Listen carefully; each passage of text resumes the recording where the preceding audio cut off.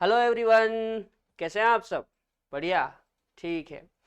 कल के लेक्चर में बेटा हम लोगों ने एटम के बारे में बेसिक बातें और फंडामेंटल पार्टिकल्स के बारे में देखा था। आज इसके आगे का डिस्कस करते हैं। तो करें स्टार्ट। चलो।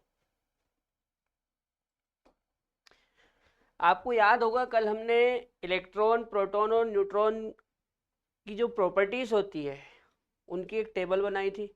उसमें हमने मास के बारे में भी लिखा था। एक बार मेरे को बताओ तो, इलेक्ट्रॉन का मास कितना होता है?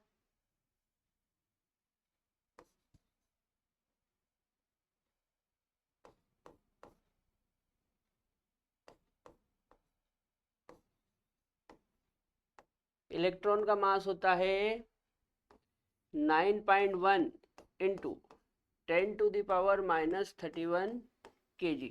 ठीक है, कितना होता है? 9.1 इंटू 10⁻⁻31 kg।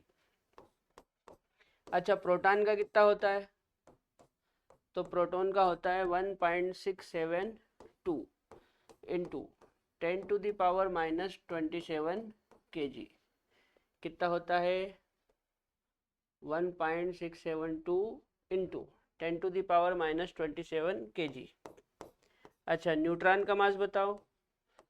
न्यूट्रॉन का होता है 1.674 इंटू 10⁻⁻27 kg। ठीक है। अब यदि इनमें हम तुलना करें तो प्रोटॉन और न्यूट्रॉन का लगभग सेम ही है, केवल आखिरी के 2 और 4 का अंतर है। ठीक है। फिर भी यदि हम देखें तो न्यूट्रॉन ज़्यादा हैवी होता है, इसलिए इसको आप हैवी पार्टिकल लिख सकते हैं।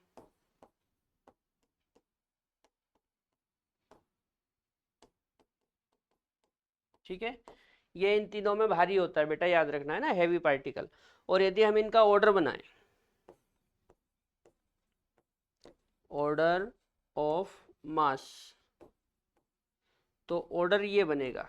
सबसे भारी कौन सा हो जाएगा? न्यूट्रॉन, उसके बाद प्रोटॉन, और उससे कम इलेक्ट्रॉन। है ना। इलेक्ट्रॉन बहुत ही हल्का पार्टिकल होता है बेटा, याद रखना। इलेक्ट्रॉन बहुत ही हल्का पार्टिकल होता है। ठीक है। चलो, इसके बाद हम लोग प्रोटॉन और इलेक्ट्रॉन के मास में एक तुलना करते हैं कि इन दोनों के मास में कितना डिफरेंस होता है। देखो, जैसे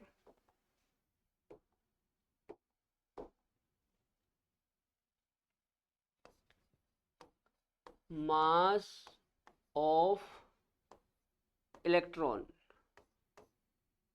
वर्सेस मास ऑफ प्रोटॉन। ठीक है। अच्छा, तो कंपेयर कैसे करेंगे?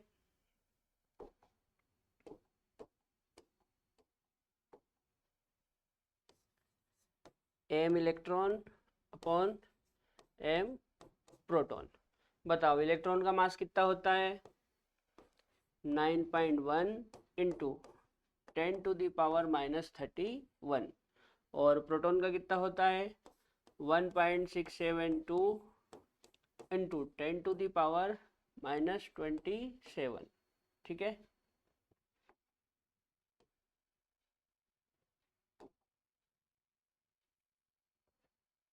अब क्या करें?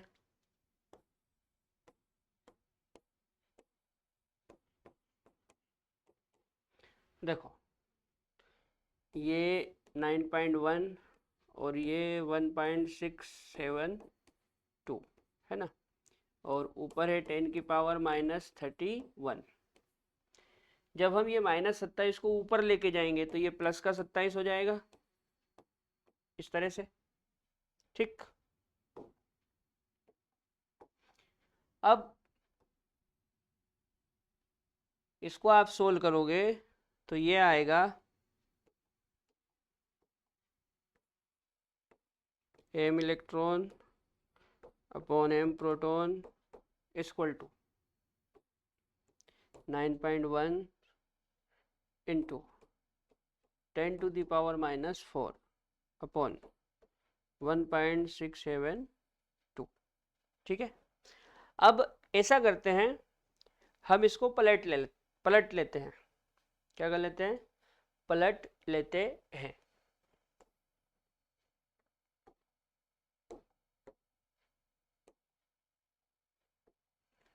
तो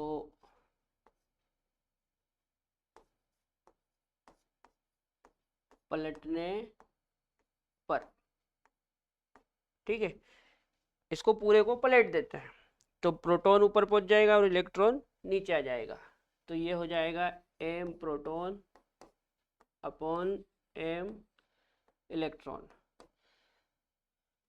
ये पूरा पलटाएगा, है ना, ऐसा नहीं कि अपन एक भनी का पलट लो। इसको बैलेंस रखना है तो दोनों तरफ का पलटना पड़ेगा। तो हमने इधर का पलट दिया तो इसको भी पलट दो। तो 1.672 ये ऊपर पहुंच जाएगा और 9.1 इंटू 10⁻⁻4 ये नीचे आ जाएगा। ठीक है, आगे समझो।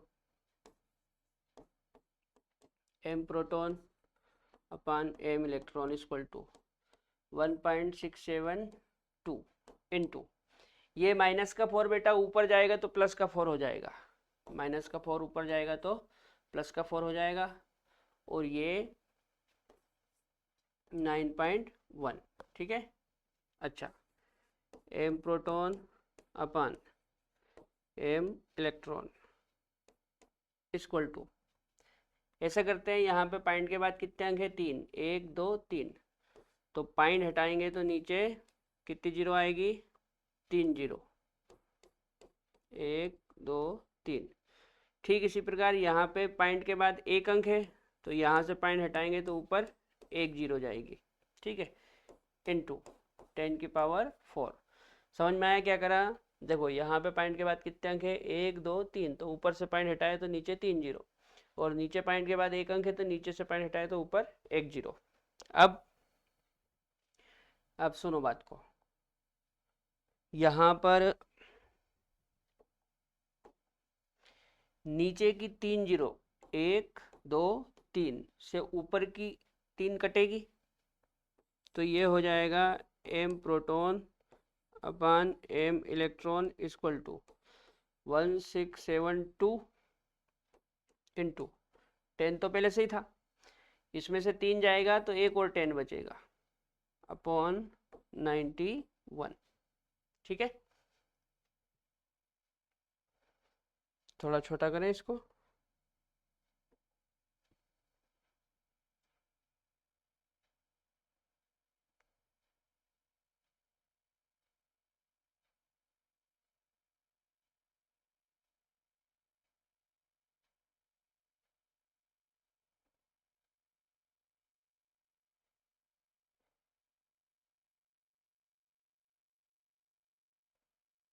ठीक है, इतने में काम हो जाएगा अपना।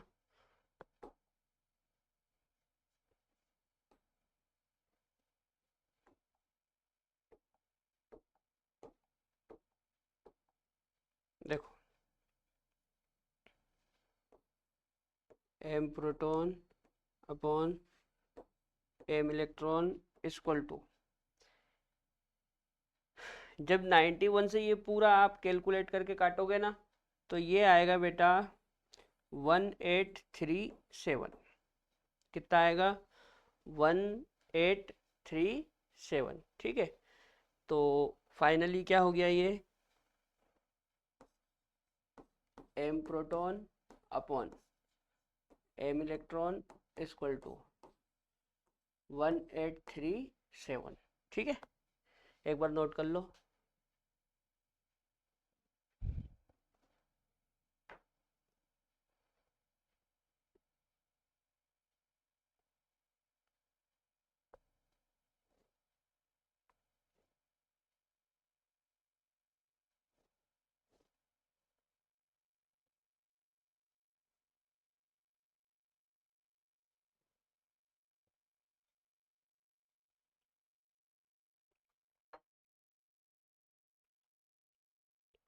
अब ये तो इसका कैलकुलेशन था कि ये आता कैसे है ना, ये सब आपको याद नहीं रखना है, जो याद रखना है वो मैं अलग से लिख देता हूँ, ठीक है। याद रखें, ठीक है। क्या याद रखना है, देखो m proton upon m electron equal to कितना आया 1837। एक तो आप ये याद रख सकते हैं, दूसरा केवल यही याद रखना है ना, बस ये m proton by m electron equal to 1837, बस ये याद रखना है आपको, ठीक है। वो पीछे तो कैलकुलेशन था, उसको याद नहीं रखना है, ये याद रखना है, ठीक है। अब इसको अपन क्या कर सकते हैं, देखो जैसे इसको यदि मैं यहाँ पे क्रॉस मल्टीप्लाई कर दूँ तो ये ऐसा हो जाएगा m proton equal to 1837 into m electron. इसका मतलब ये है बेटा कि जो प्रोटॉन का मास है वो इलेक्ट्रॉन के मास की तुलना में 1837 गुना है। जब आप इलेक्ट्रॉन के मास का 1837 में मल्टीप्लाई करेंगे यानी कि गुना करेंगे, तब जाके प्रोटॉन का मास आएगा। मतलब प्रोटॉन का मास इलेक्ट्रॉन के मास की तुलना में 1837 गुना अधिक होता है, ठीक। अब इसको आप ऐसे भी लिख सकते हैं, कैसे, जैसे आप इसको तो यही रहने दो और इसको ले आओ बट्टे में, ये यही रहने दो और इसको ले आओ बट्टे में, तो ये इस तरह से हो जाएगा m इलेक्ट्रॉन इक्वल टू 1/1837 और यहाँ पे m प्रोटॉन, इसको ऐसे भी लिख सकते हैं, ठीक है। क्या करा मैंने, इसको यहीं रहने दिया और इसको इसके बट्टे में ले आए, तो m इलेक्ट्रॉन इक्वल टू क्या हो गया 1/1837 m प्रोटॉन, ठीक है। याद रहेगा,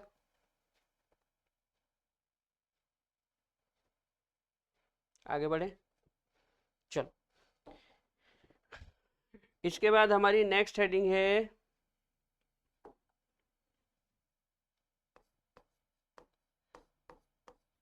रिप्रेजेंटेशन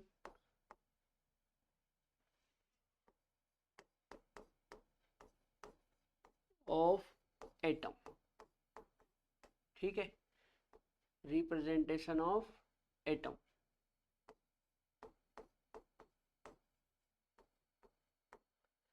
किसी भी एटम को कैसे रिप्रेजेंट किया जाता है वो देखते हैं ना।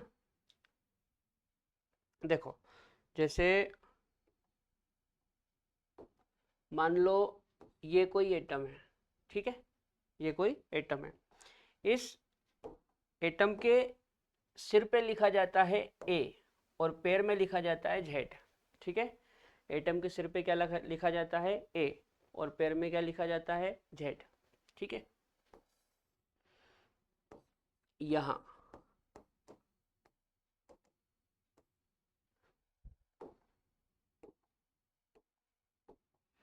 यहाँ ए को बोलते हैं बेटा एटॉमिक मास, एटॉमिक मास, या आप इसको मास नंबर भी कह सकते हैं, एटॉमिक मास या क्या कह सकते हैं मास नंबर। जो जेड है, जेड को बोलते हैं एटॉमिक नंबर, क्या बोलते हैं एटॉमिक नंबर, ठीक है। और ये एक्स क्या हो जाएगा,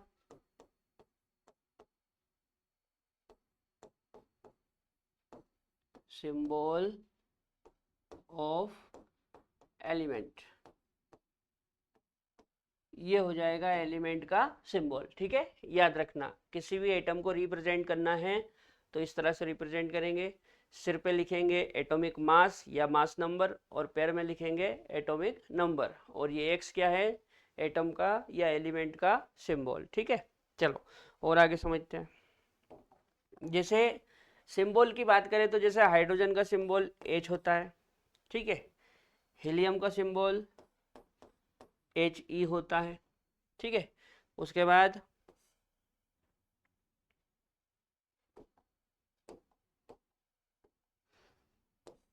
ये लिथियम का सिंबल हो जाएगा, ये बेरिलियम का सिंबल हो जाएगा, ये बोरान का हो जाएगा, ये कार्बन का हो जाएगा, ये नाइट्रोजन का हो जाएगा, ये ऑक्सीजन का हो जाएगा, ये फ्लोरीन का हो जाएगा और ये नियोन का।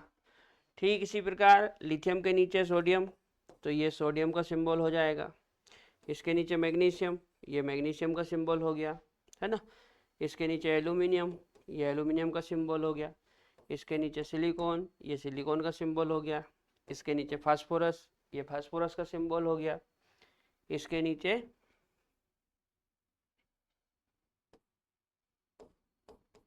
सल्फर, ये सल्फर का सिंबल हो गया। इसके नीचे क्लोरीन, ये क्लोरीन का सिंबल हो गया। इसके नीचे आर्गन, ये आर्गन का सिंबल हो गया, ठीक है ना। इसके बाद सोडियम के नीचे पोटेशियम आता है, तो ये पोटेशियम का सिंबल हो गया। मैग्नीशियम के नीचे कैल्शियम आता है, तो ये कैल्शियम का सिंबल हो गया। ठीक, अब बात करते हैं इनके एटॉमिक नंबर की। तो हाइड्रोजन का एटॉमिक नंबर होता है 1। हाइड्रोजन का एटॉमिक नंबर क्या होता है? 1। अच्छा, हीलियम का कितना होता है? 2। ठीक है। लिथियम का 3, बेरिलियम का 4, बोरान का 5, कार्बन का 6, नाइट्रोजन का 7, ऑक्सीजन का 8, फ्लोरीन का 9 और नियोन का 10, सोडियम का 11, मैग्नीशियम का 12, एल्यूमिनियम का 13, सिलिकॉन का 14, फास्फोरस का 15, सल्फर का 16, क्लोरीन का 17, आर्गन का 18, पोटेशियम का 19 और कैल्शियम का 20। ये हो गए इनके एटॉमिक नंबर, ठीक है। और सिर पे क्या लिखते हैं अपन? सिर पे लिखते हैं मास नंबर या एटॉमिक मास। तो हाइड्रोजन का मास होता है बेटा 1। हाइड्रोजन का मास कितना होता है?